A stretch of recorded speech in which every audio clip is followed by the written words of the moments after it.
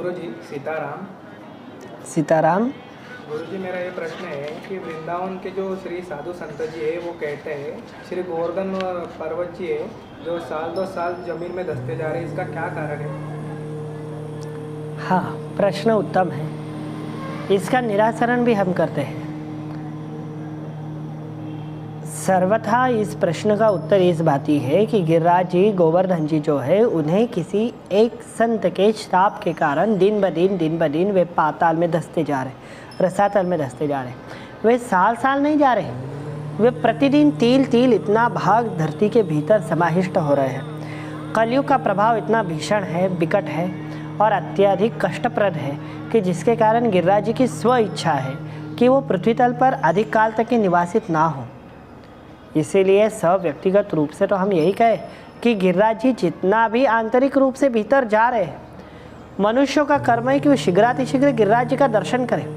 गिरिराज जी की छटा इतनी निराली है कि त्रिभुवन में कहीं और नहीं है, त्रिभुवन में नहीं है। और गिरिराज जी जैसे विशाल शिखर वाले अचल जी, पर्वत जी और कोई थे भी नहीं, किंतु साधु के श्राप के कारण और गिरिराज जी की स्व इच्छा के कारण गिरिराज जी स्वभाव से ही भीतर भीतर भीतर भीतर समाहिष्ट होते जा रहे हैं। यह है कारण उनका धरती में समाने का। और सत्य कहे जाए तो कलिकाल के दोष को देखकर गिरिराज जी रहे भी तो कैसे?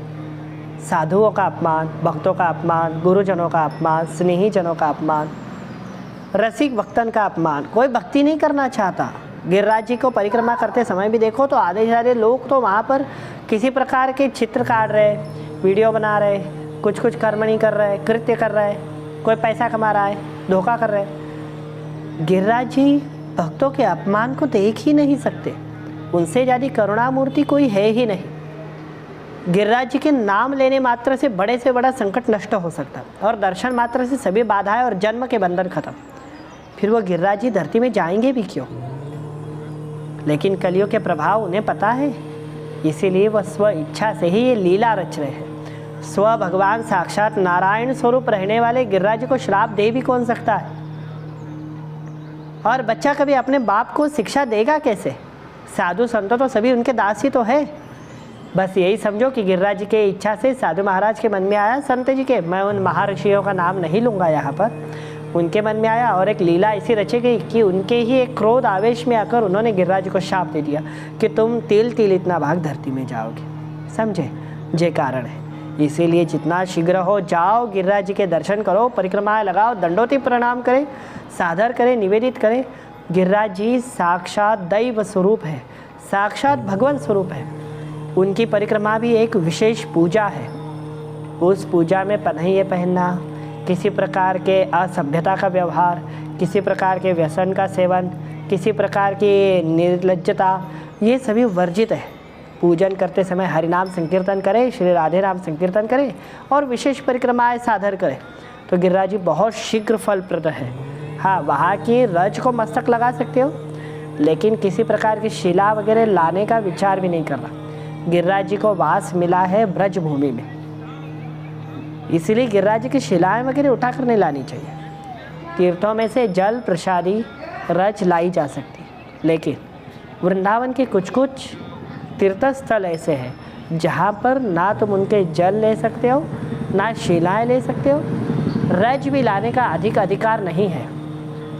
तनिक सा रज क्वचित महारसिक भक्त, भागवत, महागुरु, महासांप्रदायिक वैष्णवों को क्वचित अधिकार है, सभी को नहीं। कोई भी जा रहा है थैली भरकर रज ला रहा है, गौर गिरिराज जी की ला रहा है, राधा कुंड जी की ला रहा है, निधिवन जी की ला रहा है, गहेवर जी की ला रहा है, बरसाने की ला रहा है, अनादर है, अपमान है। और जो ला रहा है वो भूल बैठ रहा है कि वो सभी पाप कर बैठा है।